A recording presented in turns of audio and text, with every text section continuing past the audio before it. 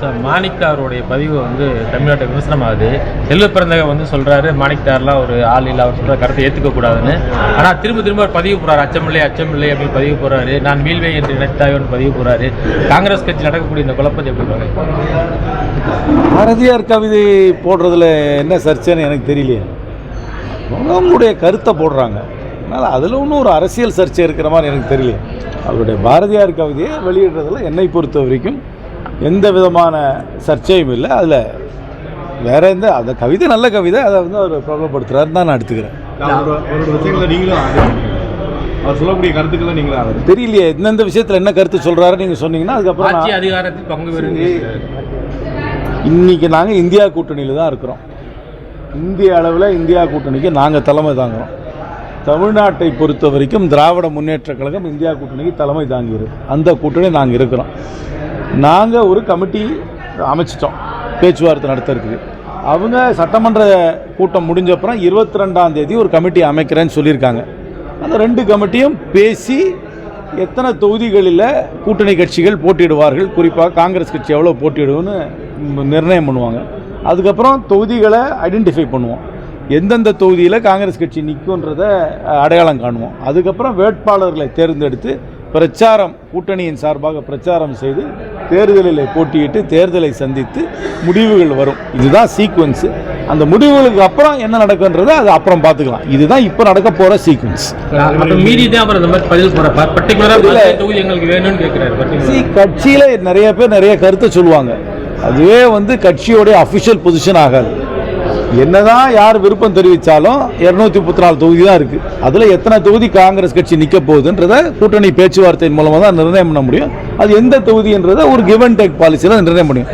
எல்லா இடத்துலையும் கட்சி தொண்டர்கள் இருக்கும்பொழுது, கட்சி நிர்வாகிகள் இருக்கும்பொழுது அந்த தொகுதி நமக்கு வேணும்னு ஆசை விருப்பம் தெரிவிப்பாங்க. இது காங்கிரஸ் கட்சியில் மட்டும் இல்லை, நீங்கள் திராவிட முன்னேற்ற கழகத்தை கேட்டிங்கன்னா கூட அவங்களும் நாங்கள் இந்த தொகுதியில் போட்டியிட வேண்டும், அந்த தொகுதியில் போட்டியிட வேண்டும் விரும்புவாங்க. எந்த கட்சியுமே இந்த தொகுதியில் நாங்கள் போட்டியிட மாட்டோம்னு சொல்ல மாட்டாங்க. எல்லா கட்சியும் எல்லா தொகுதியிலும் போட்டியிட வேண்டும் என்று விரும்பினாலும் இருக்கிறது 234 தொகுதி.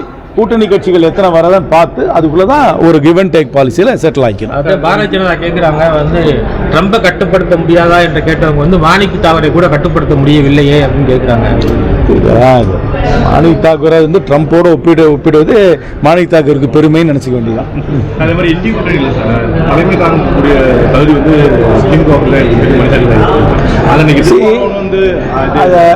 அதில் ஒரு ஒரு சில உண்மைகள் இருக்குது. இந்தியாவில் நீங்கள் கூட்டணிகளை நீங்கள் பார்த்தீங்கன்னா யூஎஃப் கவர்மெண்ட் இருந்த காலத்தில் 96 இருந்த காலத்தில் பிரதான அரசியல் கட்சியை தவிர ஒரு மற்ற அரசியல் கட்சியை சார்ந்தவர் அதுக்கு ஒருங்கிணைப்பாளராக இருக்கும்போது அது சிறப்பாக நடைபெற்றது என்பதை நான் முழுமையாக ஏற்றுக்கொள்கிறேன்.